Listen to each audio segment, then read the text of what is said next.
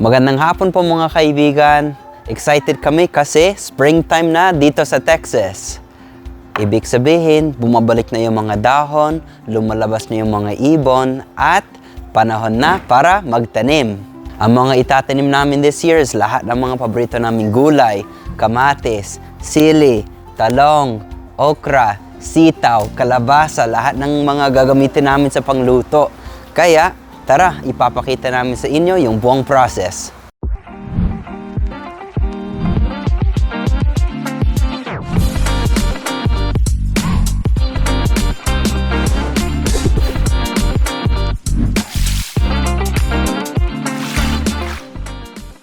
Ang una namin gagawin, ihahalo namin yung bagong lupa sa lumang lupa.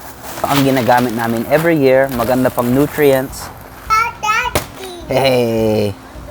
May dalawang helpers kami ngayon, si Jax Boy and si Jiro. Si Jiro panggulo lang.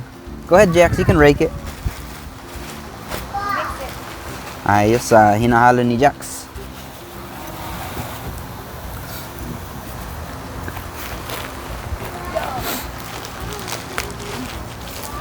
And gagawin namin yan sa bawat garden bed.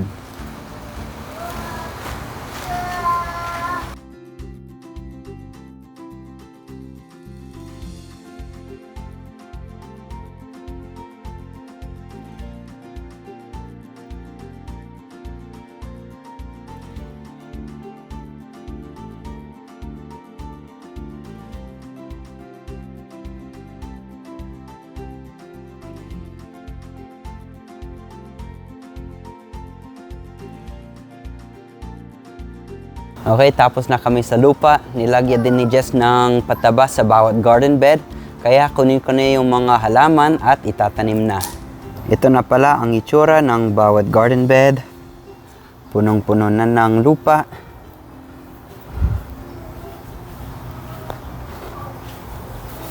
Ganyan.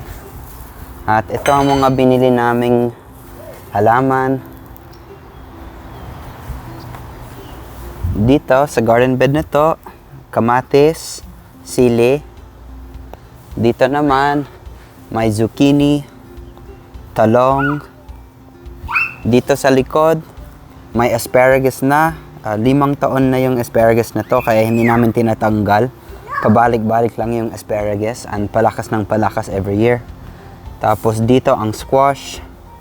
At dito sa harap, ang ilalagay namin is sitaw. Puro sitaw ito para madami.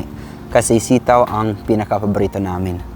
Kaya ito na lahat ng mga garden beds. And ready na tayo. Ang unang tanim is Japanese eggplant. Kagaya ng talong sa Pinas. Ito ang paborito namin. Matibay siya sa init. Oo, matibay siya sa init at sa lamig din. Kaya 3 ang binili naming talong. Masarap ito pang tortang talong, panglagay sa sinigang, kahit anong sabaw. Mukhang uulan din mamaya konti, kaya tamang-tama. Perfect yan para sa mga tanim namin. Ito naman is golden zucchini. Okay lang yan. Grabe, dinikit-dikit nila. Oo, madaming ano. Tapos, ito naman is green zucchini. Zucchini squash, yan o. Masarap din to.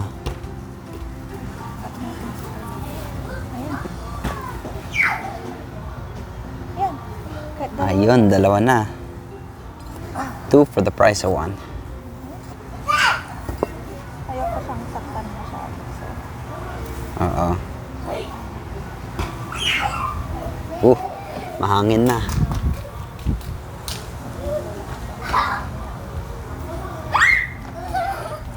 Oy, anong ginagawa nyo Papasaway. 2 makulit. Bigyan pa natin ng isa pa yan. Ayun, 4 na zucchini, 3 talong, pero bibili kami ng isa pang talong para 4 na. At madaming bunga. Ang liit ng kamatis. Lalaki yan.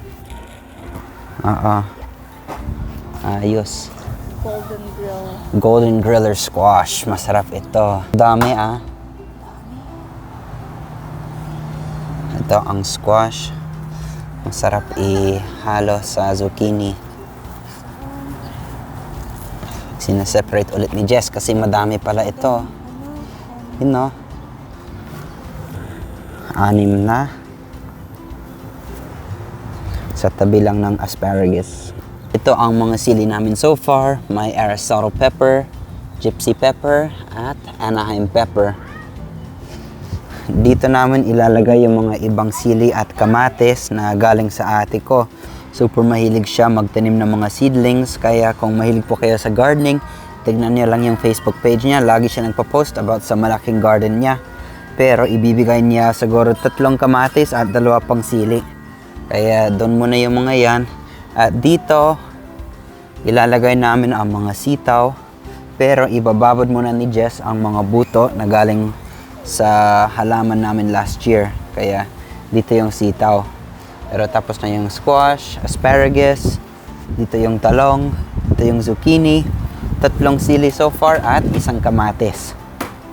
Ito ang mga buto na ibababad ni Jess. Ano ang mga buto na to? Meron tayong sitaw, ampalaya, okra, and itatry nga natin kung makatutubo itong atis. Ayun, atis, paboritong prutas ko Favorite yan. prutas mo. Yan. Ayos, ilang araw yan? Hanggang sa may lumabas na sprout. Sige. Itong mga bulaklak din, ilalagay namin lang dito sa deck para maganda. Inaayos lang ni Jess. Ito lang yung mga old broccoli. At may mga fruit trees pala kami dito. Ito ang peaches namin. Tinanim ko last year. 2 puno na yan ng peaches. Tapos nahanap namin ni Jess kanina itong mga grapes. Natanggal ko lang yung mga dead vine niya. Kaya itatanim ko dyan. Tapos dito namatay pala yung kalamansi namin. Pero tumutubo ulit yung mga dahon niya. Ito ang kalamansi. Siguro next year may kalamansi ulit. Kaya tingnan natin. Pero ito ang isa pang peach tree namin. Wala pang bunga. Pero may bulaklak na. Itong 2 makulit. Mahilig sa tubig. Tuwang-tuwa. Enjoy na enjoy. Ganito lang habang nagdidilig ako everyday. Nang kagulo yung 2.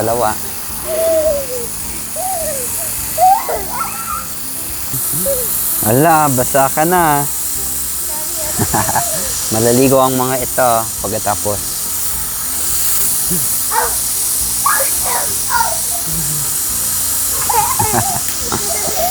Ala. Takbo.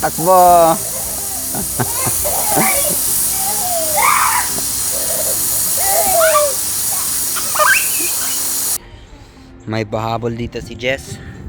Nagtatanim siya ng radish. Dito lang sa tabi ng asparagus. Ayos Masarap kasi ito sa sinigang. Or kahit sa salad.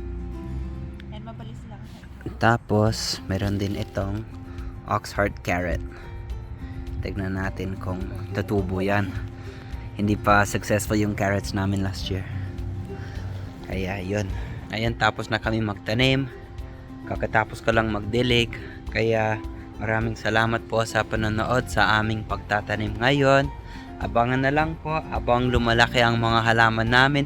Baka may weekly update po kami dito sa halamanan namin. Kaya maraming salamat po sa panonood. Sa susunod po ulit. Ingat po kayo.